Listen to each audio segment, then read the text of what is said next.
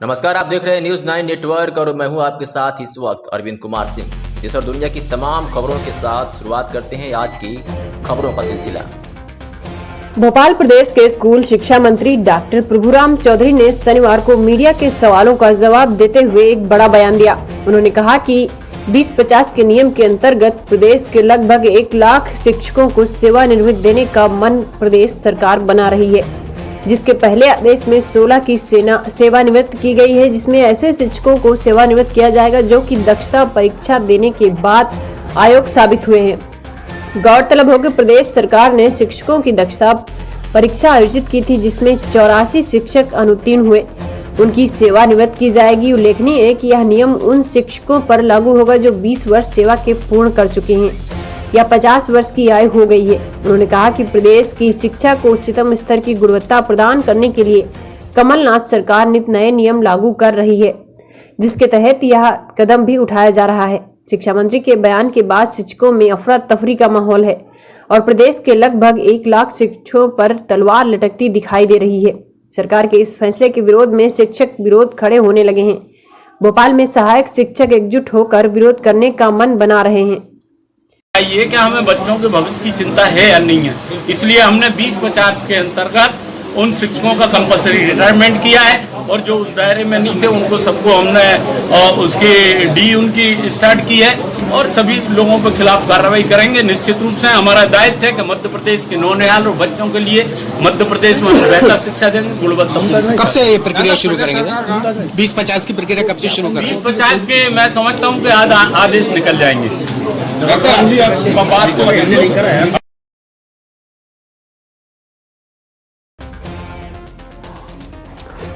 हरदोई मुख्य विकास अधिकारी निधि गुप्ता वत्स ने ग्राम पंचायत बाहर के पशु आश्रय स्थल का औचक निरीक्षण किया।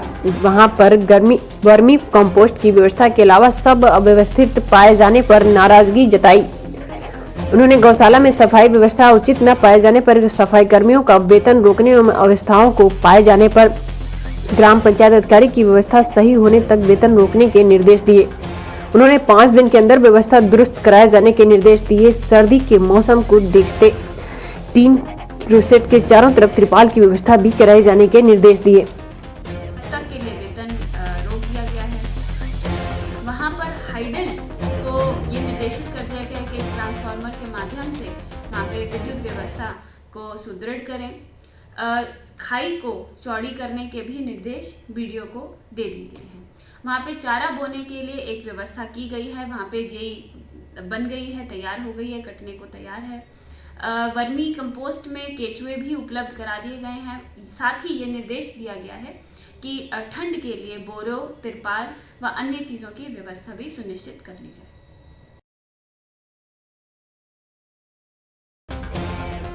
अयोध्या विश्व हिंदू परिषद आगामी 6 दिसंबर की शौर्य विजय दिवस मनाने की जगह मठ, मंदिरों और घरों में दीप जलाएगी। वही प्रवक्ता शरद शर्मा ने कहा कि सुप्रीम कोर्ट द्वारा अयोध्या मामले पर निर्णय देने के बाद संगठन पदाधिकारियों ने देश भर में मनाए जाने वाले विजय दिवस कार्यक्रम को स्थगित कर दीप प्रज्वलन द्वारा शांति व सद्भाव का संदेश देने का फैसला किया है। उन्होंने कहा कि वे नहीं चाहती कि कोई कोर्ट इतने बड़े निर्णय को हम 2-4 घंटों में ही सीमित कर दें। वही 6 दिसंबर की घटना में हिंदुओं में हमेशा स्वाभिमान और सम्मान का स्मरण करती रहेगी।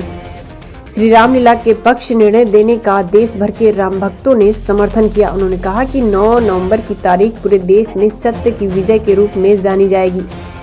राम मंदिर निर्माण की बेला अब निकट है, ऐसे में राम भक्तों को शौर्य व विजय दिवस रामलीला के भव्य दिव्य मंदिर में मनाने का अवसर प्राप्त होगा।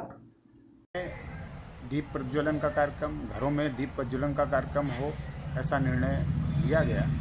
और जहां सार्वजनिक सभाएं होती थी किसी भी प्रकार से, चाहे हमारे साधु संत रहते हों या विश्व हिंदू परिषद बजरंग दल के कार्यकर्ता रहते हों, एक सार्वजनिक सभाओं पर जो है किसी भी प्रकार से अब निर्णय नहीं लिया गया है। लेकिन शौर्य दिवस के स्वरूप में दीप प्रज्वलन और दीपदान का कार्यक्रम ये रखा गया है।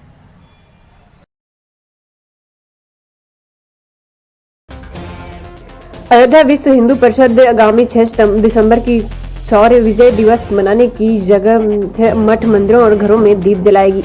वही प्रवक्ता शरद शर्मा ने कहा कि सुप्रीम कोर्ट द्वारा अयोध्या मामले पर निर्णय देने के बाद संगठन पदाधिकारियों ने देश भर में मनाए जाने वाले विजय दिवस कार्यक्रम को स्थगित कर दीप प्रज्वलन द्वारा शांति व सद्भाव का संदेश देने का फैसला किया है। उन्होंने कहा कि वे नहीं चाहती कि कोई कोर्ट इतने बड़े निर्णय को हम 2-4 घंटों में ही सीमित कर दें। वही 6 दिसंबर की घटना में हिंदुओं में हमेशा स्वाभिमान और सम्मान का स्मरण करती रहेगी। श्री रामलीला के पक्ष निर्णय देने का देश भर के राम भक्तों ने समर्थन किया। उन्होंने कहा कि 9 नवंबर की तारीख पूरे देश में सत्य की विजय के रूप में जानी जाएगी। राम मंदिर निर्माण की बेला अब निकट है। ऐसे में राम भक्तों को शौर्य व विजय दिवस रामलीला के भव्य दिव्य मंदिर में मनाने का अवसर प्राप्त होगा। दीप प्रज्वलन का कार्यक्रम, घरों में दीप प्रज्वलन का कार्यक्रम हो, ऐसा निर्णय लिया गया। और जहां सार्वजनिक सभाएं होती थी किसी भी प्रकार से, चाहे हमारे साधु संत रहते हों या विश्व हिंदू परिषद बजरंग दल के कार्यकर्ता रहते हों, एक सार्वजनिक सभाओं पर जो है किसी भी प्रकार से अब निर्णय नहीं लिया गया है। लेकिन सौर दिवस के स्वरूप में दीप प्रज्वलन और दीपदान का कार्यक्रम ये रखा गया है। आने वाला वीडियो वायरल हुआ है जिसमें एक शख्स मस्जिद में सार्वजनिक रूप से माफी मांगते हुए दिख रहा है। यह शख्स हाजी सईद अहमद है, जिनकी खता बस इतनी है कि उन्होंने जय श्री राम के नारे लगाए थे। अयोध्या की तपस्वी छावनी में आयोजित राम मंदिर निर्माण के लिए हुए हवन में हाजी सईद अहमद भी शामिल हुए थे और उन्होंने सबके साथ सार्वजनिक रूप से जय श्री राम के नारे लगाए थे।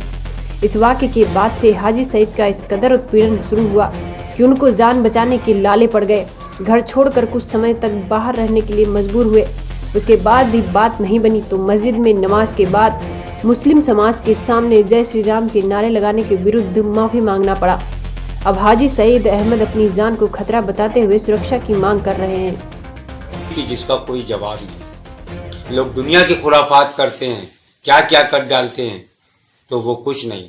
मैंने क्या ऐसा वो कर दिया जो हर आदमी मस्जिद से मुझे बाहर भगा रहा। सही बात, मस्जिद में नहीं आने दूंगा, मस्जिद में नमाज नहीं आना। कोई कह रहा साला काफिर हो गया, और कितनी बुरी गाली मैं आपको बता नहीं सकता। इसमें मेरे घर में बहुत परेशानी की दिक्कत उठाई गई, उनको बहुत जलालत हुई, औरतों ने जलालत किया। दोबारा हुआ मतलब हम खुद से नमाज पढ़ने गए, नमाज पढ़ने के बाद नमाजी लोग तो रहते ही हैं, उसमें मैंने कहा ठीक है भाई, मैंने अगर गुनाह किया है, मुझसे गलती हुई, ठीक है, मैं माफ़ी मांगता हूँ अपने रब से। अल्लाह माफ़ करने वाला है। मैंने किसी से माफ़ी नहीं मांगी, अपने अल्लाह ही से माफ़ी मांगी। उस वक्त मस्जिद में कौन कौन लोग थे? जिन लोगों ने मस्जिद में बहुत नमाजी लोग थे, सब उनके सामने कैसे माफी? सब बैठे थे, कोई माफी मुंह से ऐसे बात कर रहे थे, माफी मांग, कोई हाथ वाथ थोड़ा नहीं जोड़ा।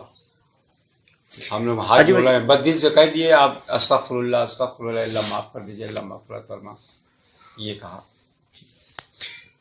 हाजी साहब, जब देश में सद्भाव की बात होती है, आपसी भाईचारे की बात होती है, फिर उसके बाद इस तरीके की अगर बातें हों, अगर किसी धर्म के किसी ईश्वर की अगर आप चर्चा कर लीजिए तो इसे क्या मानेंगे? मैंने एक हिंदू मुस्लिम एकता के लिए बोला था, गंगा जमुना तहजीब।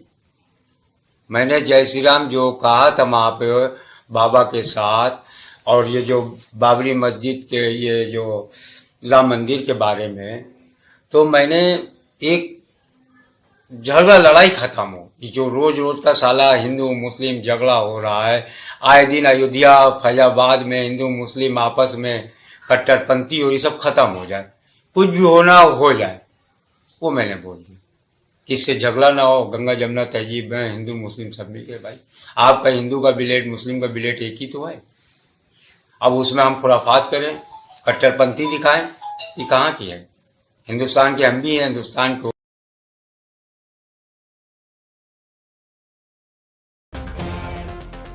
अयोध्या मंडल के मंडलायुक्त के पद पर एमपी अग्रवाल के निवर्तमान मंडलायुक्त मनोज मिश्र से पदभार ग्रहण कर लिया। श्री अग्रवाल 1997 बैच के आईएएस अधिकारी हैं। उक्त अवसर पर जिलाधिकारी अनुज कुमार झा, अपर आयुक्त शिवभूषण, अपर जिलाधिकारी नगर वैभव शर्मा, उप निदेशक सूचना डॉक्टर मुरलीधर सिंह एवं आयुक्त सहायक गण तथा अन्य अधिकारी गण आदि उपस्थित थे। आयुक्त ने अयोध्या के विकास कार्य एवं सरकार के कार्यक्रमों आदि को आगे बढ़ाने को कहा तथा सभी से सहयोग की अपील की। इसके बाद अयोध्या मंडल के निवर्तमान आयुक्त मनोज मिश्र की आयुक्त सभागार में विदाई की गई। उक्त अवसर पर उनके कुशल कार्यकाल को याद करते हुए उन्हें एक अच्छा एवं कुशल प्रशासक बताया गया। निवर्तमान मंडलायुक्त मनोज मिश्रा यहाँ से सेवानिवृत्त हो गए हैं। काम भी चल रहा है और क्योंकि अयोध्या एक तरह से इम्पोर्टेंट सिटी हो गई है, हम लोग टाइम नगर निगम नहीं था, उसको नगर निगम हो गया है, तो ये सब चीज़ें काफ़ी बदलाव आया है 7 सालों में और आने वाले 2-3 सालों में मेरे ख्याल से और काफ़ी बदलाव आने से।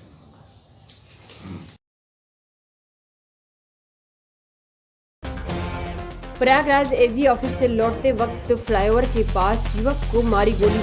प्रयागराज आज युवक जो कि ऑफिस में प्राइवेट काम करता है, वहां से जब घर लौट रहा था, क्रेजी से जा रहा था अपने घर, तो रास्ते में फ्लाईओवर के पास उसको किसी अज्ञात व्यक्ति ने गोली मार दी। यह गोली उसके सर में लगी है। ऑफिस से साइकिल से घर जा रहा था कि रास्ते में फ्लाईओवर के पास उसे सर गोली मार दी गई, जिसे SIR में भर्ती कराया गया। देखिए, ये युवक प्राइवेट काम करता है एजी ऑफिस में और वहाँ से ये अपने घर करेली के लिए जा रहे थे। रास्ते में जो जोगीवीर का फ्लाईओवर है, साइकिल से ये था, वहाँ किसी अज्ञात व्यक्ति ने गोली मारी है जो इसके सर पे लगी है। फिलहाल वो खतरे से बाहर है और हम लोग इसमें FIR लेकर के और काफ़ी कुछ क्लू मिल गए हैं। बहुत जल्दी हम इसका खुलासा करेंगे और जिस व्यक्ति ने गोली चलाई है उसको गिरफ्तार करेंगे। पता चल पाया? हाँ, अभी कुछ प्राइमा फेसाई चीज़ें पता चल रही हैं, चूँकि अभी तुरंत की घटना है। जैसे ही अपडेट होगा मैं आपको बताऊँगा।